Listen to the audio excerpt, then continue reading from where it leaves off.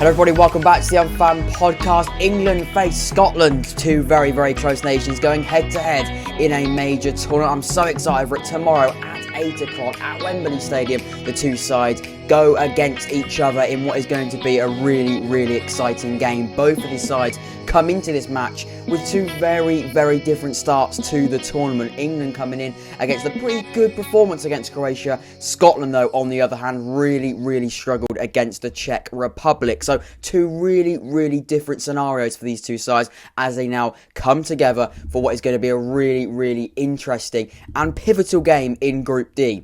Today, we're going to be looking at how they're going to fare in this game after seeing them now both play, of course, last week. We're going to do my predicted lineups and the lineups that I would go with if I was in Southgate's or Clark's shoes. What a lot of people are saying these two sides will go with as well. What this game really means for these sides as well, because there's so much on the line for this game. It isn't a pre-season friendly. It isn't a pre-tournament friendly. This is a real game in a major tournament with so much on the line for these sides. And as well, my prediction for this clash and much more. So much to get through in hopefully what is going to be a quick fire preview. I think the best place to start then is probably the last time out section when we look at England against Croatia. Now, I've done a match reaction, I've spoken about it enough, and if you haven't checked out my last podcast episode where I sort of looked at and summarised the first week of Euro 2020, I did go into a little bit more detail about that England game. And I'm not going to do that again today, other than the fact what we really saw from that England game and how I think that we could use that really and take that into the Scotland game. And I think what the most important thing that we've got to mention is England starting strong. They put Croatia under instant pressure. We spoke about England having to start strong in this tournament in terms of the games. In the first 10, 15 minutes, can you get an early start? Can you get a quick start? Really start with a high tempo. And England have struggled to do that recently. We saw them struggle in the warm-up games. And if they can do that against Scotland, and if they get an early goal, I think this could be a really difficult game for Scotland. I think if you go 1-0 down in the first 10-15 minutes, I think Scotland have got a real mountain to climb. So can England take that? But most importantly, we did start strong. We didn't score a goal in that sort of high pressure moment of the game and in the early stages of the match. So can we do that? Can we sort of reap the benefits of going with a high tempo and then going on and getting a goal, getting an early start? And what I'd say also about that game is we sort of generally felt like we had control on the game, which is something that England haven't and don't normally do. It's a bit of a rarity, especially in major tournaments, having a real control on the game. We did see it a bit in the World Cup under Gareth Southgate, but we certainly, I felt, saw it on Sunday when we played against Croatia. I felt quite comfortable in the game. Now, I don't want to sound that in an arrogant way or anything like that, but I just felt like England had it quite comfortable. I don't think that's because we were spot on and mind blowing, because I certainly don't think we were. I say what Croatia were is that they weren't on it. They have changed. They have aged significantly since we played them in the World Cup. They are a much slower side, I think, than the way they played, and it sort of played into England's hands quite a lot. And that's why I think it's going to make a really different game against Scotland, because it's certainly a different sort of game we're going to expect to see. I think we're really going to see a high tempo game of football. Now, sort of briefly finishing on that England-Croatia game as we go into Scotland, it was a 50-50 possession game, which does suggest down to stats that it was a tight game, even though I felt like we were in control of the game. And if you can dictate the tempo in a game, specifically in a major tournament, if you can dictate the way you want the opposition to play, I think you're going to be absolutely fine. Like I keep saying, games are won and lost in the midfield. If we can win the midfield battle, which isn't going to be easy with the formation that Scotland and Steve Clarke likes to play, it's going to be a really interesting game. And I think it's going to make for a really insightful, fascinating encounter for these two sides, even though I think the squad difference, and this is no disrespect to Scotland, I think you should probably agree with it, if anything. The squad difference and player for player, England are a much better side when you compare them like that. But in terms of the formation, how they go against each other, anyone can beat anyone. In a game of this stature and this importance, anything can happen. Now, for Scotland, it was very different. We spoke about the positives of England going into this game, but Scotland are really going to come into this game with quite a lot of bruising. They didn't play horrifically against Czech Republic, but quite disappointing. And ultimately, you need to have an early start in this competition, especially in the group games. You only play each other once, and points points are everything. Of course, it sounds stupid, but it's true. It's not like in the Premier League. It's not just like in any league game where, you know, if you lose your first game, it's fine. You've got 37, however many games you play in a league, depending on how many, obviously, teams are in that division. It doesn't matter. At the end of the day, you lose your first game. It's not ideal. It's not the momentum you want to start with. However, you've still got games to play and you can still pick up the points that you want to get depending on your expectation for the campaign. Now, what is Scotland's expectation? I'm not entirely sure. I'm not Scottish. I don't know how the Scottish fans are feeling going into this competition. But ultimately, starting strong and starting with a win is so, so crucial. And momentum, confidence is everything in a game like this and in a tournament like the Euros. It's the same in the World Cup and same in all major tournaments. Starting strong in a competition is really, really important. And in Scotland, we're unable to do that against Czech Republic. Like I said, they didn't play horrifically. The stats really do suggest that they did play, they played okay. They had much more of the ball. They played... They had a higher expected goals, they had more shots, they hit the woodwork more times than Czech Republic as well. So really, they didn't play that bad. And if you're just looking at the stats and you didn't know the scoreline, you probably would predict a Scotland win. I think I looked at the stats as well. Scotland had like a 1.5 goal, expected goals, XG if you like, going in after that game. But, you know, Czech Republic were very, very, very clinical. I know it was a bit of the shit show, if you like, with that unbelievable halfway line goal. But that header as well in the back of the net for the first goal, it's not spoken about as much as the second goal, understandably. But it was still a fantastic, fantastic goal. And it was a really, really clinical performance from Czech Republic. And unfortunately for Scotland, they were unable to deal with that and unable to take any of the chances. Because they did have chance. Like I said, they were up on Czech Republic on a lot of the stats, but unable to make the most of it. And in games like this, games are won and lost in like midfield as well, like I've already mentioned. But obviously, I think a lot of people will agree with me here. It's an obvious thing. It sounds stupid, but it does not matter the stats. It doesn't matter on how you play. Really, it's about it's about goals. It's about winning games of football in this competition.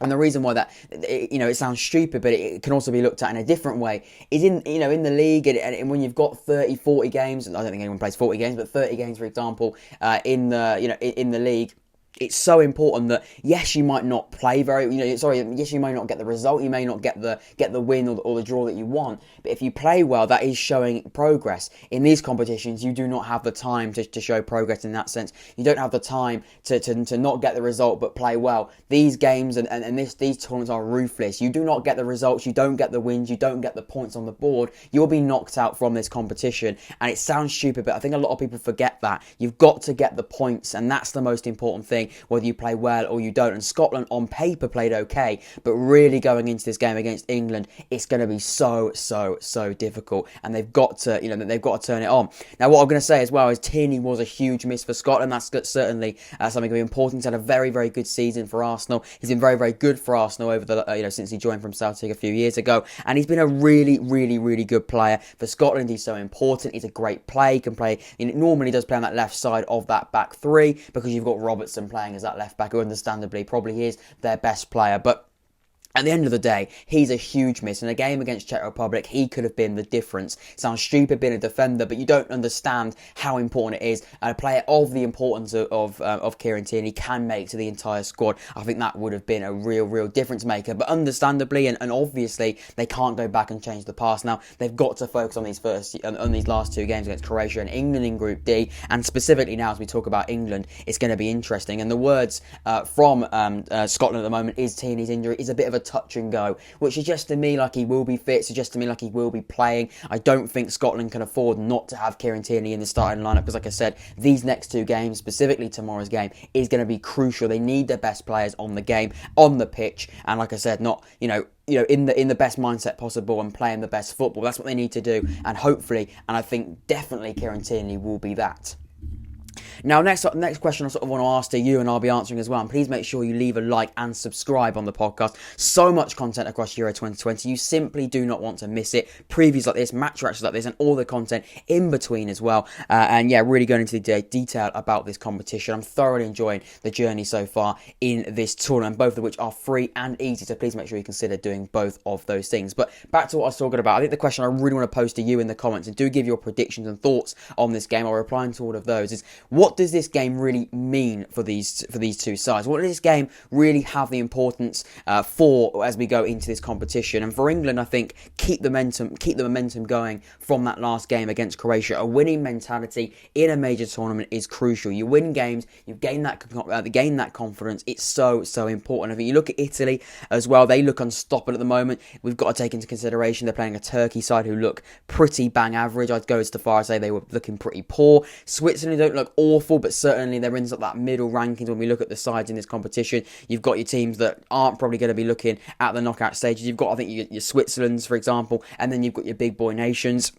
Switzerland in the middle, but Italy are really showing that they're in that top band. And that's what I mean. And the reason why I bring up Italy is because England have got to be like Italy in the sense that they've got a winning mentality, they've got a real unity, they've got such great togetherness, which I think England do have, but on the pitch they've got great togetherness. I mentioned I watched yesterday's game, they look like they're going to win and they're going to win for each other, they're going to play for each other and give everything for their teammates, and it's so important that you do that in any game, but specifically in a major tournament when you've got such a small amount of time between games. You've got to give everything if you're going to be successful, and I think England have got to do the same. They've got to keep that momentum going and also just stay together, really find that unity and continue in the way they're going with it. And then their strengths are really shown across the pitch. And after Czech Republic won their game against England, we're not top of the group anymore. We're not top. We are in terms of 3 points, but down to goal difference, we've only got a +1, whereas Czech Republic have got a +2 after beating, of course, Scotland by 2-0. So, I know we've got the group of death wherever we finish, but ultimately it is so important that we do get off that we do top our group. I think it'll be important we top our group. I think it'll be important that we can finish at top of the group. Either way, whether we come first, second in the group, we've got to play such a great opponent in the second, in the knockouts, playing either Portugal, Germany, or France. So really, for me, just topping the group is going to be a priority, and to win against Scotland, that will really, really be a good helping hand in us doing that. Now, for Scotland, what does this mean? I think it means much more to Scotland than it does for England in this game. They need a reaction from the last game first and foremost, and also as well, qualification is the biggest thing on their minds. It just will be. Qualification out of this group is going to be very, very difficult after you lose the first game. They've got to play Croatia. Of course, they're playing England tomorrow, and they need reactions and they need results against those two sides. Most likely, and it's very, very common, and it's the usual thing, you do need to win at least one game to have any chance of qualifying out of the competition. I don't think it's happened before. It probably would have happened before, but it's very much a rarity that you don't win any games in your group and still go through. Of course, you now have third place teams going through, but still to be part of that third group qualification program, you do need to be successful in terms of the other records and the other results against the other teams. So you can't just sort of finish third and know you're going to get qualified, because it's not. It's just a hand-picked amount of third place teams. Now, as well, I want to speak about, they do need to put their last game behind them. They need to forget about that Czech Republic result, which it sounds stupid, but they need to sort of move away from that and focus on what is going to be a huge game for them tomorrow at Wembley. And also as well, do they change the system? Do they change personnel? We'll come on to that in a second. Literally the next segment of the preview is going to be sort of line-up options for these two sides. But Scotland, they've got to just put that Czech Republic past them and just concentrate now on this game. They've got 2 games really to save their tournament. Can they do it when it all starts for them tomorrow against England?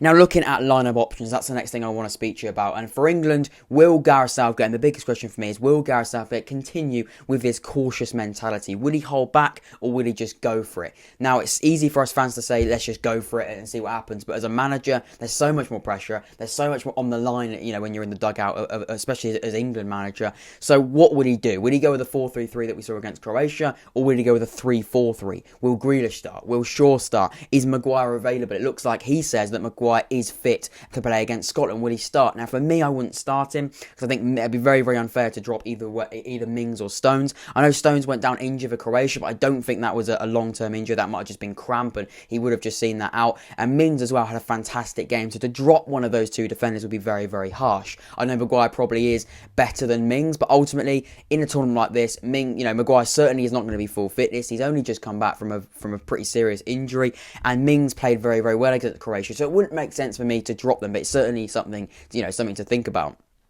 For England, how will they set up? Are they going to nullify that left side of Scotland, which I think they've got to do? I think Scotland, if you stop Robertson and Tierney, I think you are stopping Scotland. That's no disrespect to the other players. They've got quality, but there's no doubt that left side is that most dangerous. Robertson and Tierney are crucial. If you can stop that, where with the formation of that 4-3-3 or 3-4-3, I think you can do that. And if they do stop them, I can't see Scotland really getting a look in. And I think that could be the difference between Scotland having a chance in this game and not really having enough, and not really having enough to get anything from the match.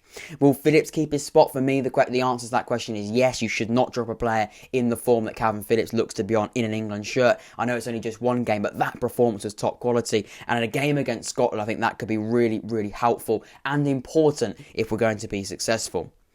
For Scotland, what will Steve Clarke do? How will he approach the game, especially after that last game against Czech Republic? How will he look at it going into this game? Will Tierney be back first and foremost? If he is, I think he has to start in a tournament like this. As soon as you've got players, I've already mentioned it, if you've got players fit, you've got to start them, and I hope he does do that. I hope he does. I mean, at the end of the day, I do want England to win. Of course I do. I'm English, I'm an England fan, but for them and for Scotland fans in particular, Tierney will want to be playing. Tierney needs to be playing if they've got a real chance, I think, of getting something from the game. Jack Hendry struggled against Czech Republic. Will he keep his spot? Does Scott McTominay drop back into that back three, or will he play in part of that sort of compact midfield that Scotland like to play? Does Leon Dykes play again? I think a lot of criticism went to Leon Dykes about his finishing, but we know his finishing is not the best, but his hold-up play is very, very good. I think that could be really, really important for Scotland. Maybe not as much in this game, but generally as the tournament progresses, how many games will Leon Dykes get to show his hold-up play in a tournament for Scotland? Because ultimately, if they lose against England, their qualification hopes really looking very, very damaged. So, will he get that opportunity to express his very, very good hold-up play? I don't know, but I think it could be really, really important against England. That could be quite interesting. Can Billy Gilmour start this game, and will he have will he start a game with such importance, with such significance, and can he be the difference as well? I think that could be interesting. I think Billy Gilmour as a Scotland player, he's got so much potential and so much future as a Scotland player. I think starting him in this game will be a big move from Steve Clarke. It will certainly be a big moment for him because it's a massive game. But ultimately, you need that sort of, you need that quality. He's a fantastic player. He probably is one of their most talented midfielders, if not their most talented midfielder. So surely you'd start him. But obviously, you've got to take into consideration it's a massive game for such a young lad. Now, sort of looking at those lineups in particular, I think these are the SofaScore lineups. I put them on the screen right now, and we'll talk through them as we go. Now, the predicted lineups for England is as follows. Jordan Pickford keeps his spot in goal, and let's be honest, the formation they've gone with is a 4-3-3. So they haven't changed formation. They've kept with the 4-back, and they've gone with Jordan Pickford, Luke Shaw coming into the side instead of Kieran Trippier. The same back line other than that with Kyle Walker, John Stones, Tyrone Mings. Walker struggled, I thought, in the game, but other than that, they haven't changed the centre halves. Mason Mount, Declan Rice and Kalvin Phillips. The midfield stays the same, but they have gone with Jack Grealish, Harry Kane and Raheem Sterling. Of course, that'll be Phil Foden missing out. So they have gone with Jack Grealish and Phil Foden swapping out, and they've gone with Luke Shaw starting at left back. They're the only changes to the side. Now, I think for me, I wouldn't want to see... Do you drop Raheem Sterling now he's scored a goal? I don't know, but if you're going to bring Jack Grealish in, you've got to drop Phil Foden. But do you have to drop Phil Foden because you maybe could drop Mason Mount and put Phil Foden in there and then start all three? I don't know. That's something that he's got to think about. But that is the SofaScore lineup, or possible lineup, as a 4-3-3. That's what they're predicting. I wouldn't mind that lineup. I think that's a very, very strong lineup. I think that will be enough to beat Scotland, no disrespect. But I think you look at the quality of player, is a great side. But if we look at Scotland, they've got David Marshall in goal. They've got a back three, and they have put Kieran Tierney in there. Even though it is a touch-and-go move, I think he will start, and he is part of that back three. Grant Hanley and Jack Hendry in that in that back line. And then they've gone with a 5 in the middle, really compacting and compressing that midfield 5, really trying to nullify the quality that England have got in that midfield. They've gone with Robertson, sort of as that left wing-back, left midfielder, if you like. They've got McGregor, Scott McTominay, John McGinn, and Forrest. And up front, they've gone with Stuart Armstrong and Che Adams, was the Southampton man there. That's without, of course, Dykes, who started up front in that last game. So that's going to be interesting to see how they go with that. That's the predicted lineup there. That's a 3-5-2. And that'll be very, very interesting. I think that's going to be a really, really interesting counter, especially with those two sort of formations going at each other. I think it could be even more interesting if England potentially change the style. They could maybe go with the 3-4-3. I don't know how that will go. I don't know what the personnel will be there. Maybe Reece James comes into the side. Maybe Ben Chilwell comes into the side at left mid. I think he's probably a stronger wing-back, if you like, than Luke Shaw. I don't know. But that's sort of the predicted lineup that SofaScore have gone with. And then finally, my prediction for this game, I think it's going to be 2-0 England. I'm going to say it, I'm going to be honest, I think England will have enough to win this game. I think, first of all, that's something that we've got to stress is anything can happen in this game. England do have a better squad, that's no disrespect. They have a better team, but in a game of this importance, surprises really, really could happen, and anything could happen on the pitch in terms of, in terms of the result. It really, really could. The rivalry and the fans being in the stadium, it could be a really, really interesting atmosphere and could make for a really, really interesting game. I don't think it'll phase England. Like I said, there's going to be more England fans. It's at Wembley, so I think England will have enough to sort of get through this game quite comfortably. And I think at the end of the day, it's not going to be a battering because I don't think Scotland will let it happen, considering the rivalry and considering the magnitude of the matchup. I think that's the most important thing. Some people are predicting some extraordinary score lines, 3-0, 4-0, 5-0. It's not going to be like that. It really isn't. You've got to remember, I don't think, obviously I can't tell the future, it might be. I'm not saying it will not be like that, but I really can't see it being like that for me. I think Scotland understand the importance of this game for the fans, for the country. You've got to remember, this is not club football, this is country football. The importance of this game is going to be massive. I can't see them sort of battering this England side I don't see England battering this Scotland side. So that's my prediction. I've gone with 2-0 England. That's my quick fire preview. It's just under 20 minutes, I think. So that's very, very interesting. We had so much to get through, and that is what I'm going to go with. We'll talk about my prediction and what this game means for the two sides, predicted lineups, how it's going to fare going, sort of looking at the last few games for both England and Scotland. Please make sure you leave a like, and subscribe to the podcast episode, both of which are free and easy, and hit that notification bell as well. And also remember, leave your thoughts down below, your predictions and your thoughts this game as well. I'll be responding to all of them. I'm intrigued to see what you've got to say. In the meantime, though, have a good rest of your day, and also look forward tomorrow at 8 o'clock, Wembley Stadium. It'll be a very, very interesting game. Take care, stay safe, and I'll see you in a bit.